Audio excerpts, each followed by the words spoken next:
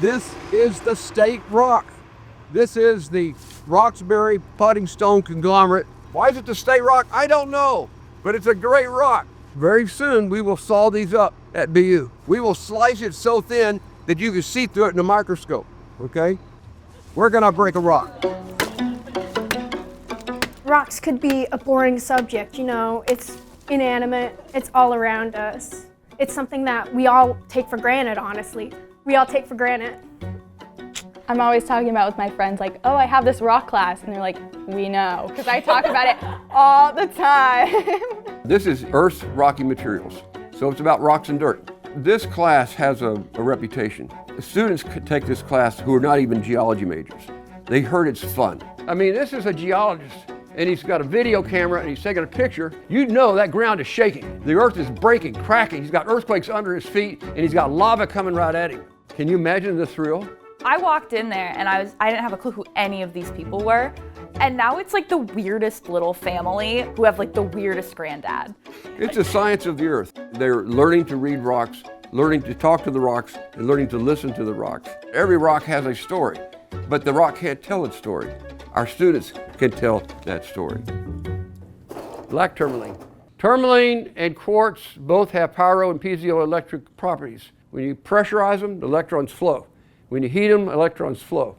Isn't that cool? You start off with like the basics, what is a rock and what is a mineral. Now we're going into the certain classifications of rocks like sedimentary, metamorphic, igneous. The best way to learn, especially in geology, is being able to see, touch, kind of just be up close to a rock. We're surrounded by rocks. What kind of rock is it? Igneous rock called a northocite. The same rock that the moon is made out of. One thing we did was we went around Boston University's campus and looked at all the different like rock structures we have. So we were on Bay State, we were in like the Calm Lawn. Hello, this is my geology class. Yeah, I call it a scavenger hunt. Most scavenger hunts, you go around and you collect things, but we're going around seeing things. And we go all over campus, finding rocks and having those rocks communicate to the students. Here's our next outcrop. It's our building, CAS. Let's walk up to this rock. We come to this building, College of Arts and Sciences, and we touch this rock. It's a Devonian in age. It's 400 million years old. It's a fossil hash. Right above my finger is Bryozoa. Crinoids, sponges, these are all animals that live on the ocean floor back at a time when all life was in the oceans. But eventually the waves won over.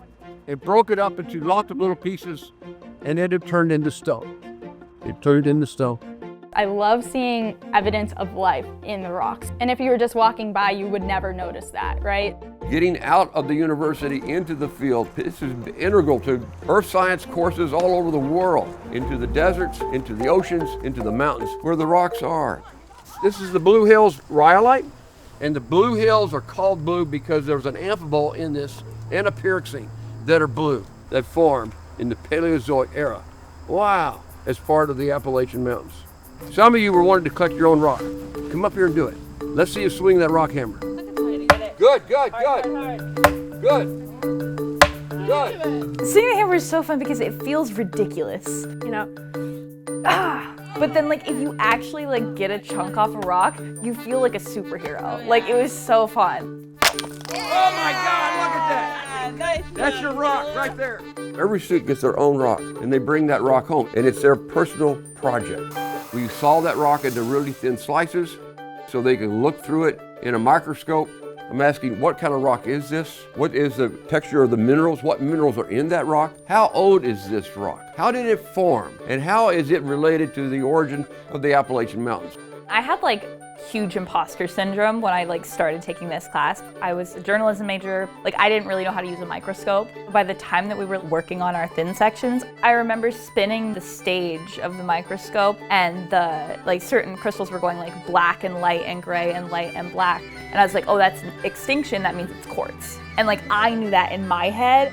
I've been teaching this course for almost 50 years, and it's a delight. You see the students come alive. They get excited about the earth, about the science of the earth, about life on earth, and they realize that they're part of this earth. And I'm thrilled to be part of that message.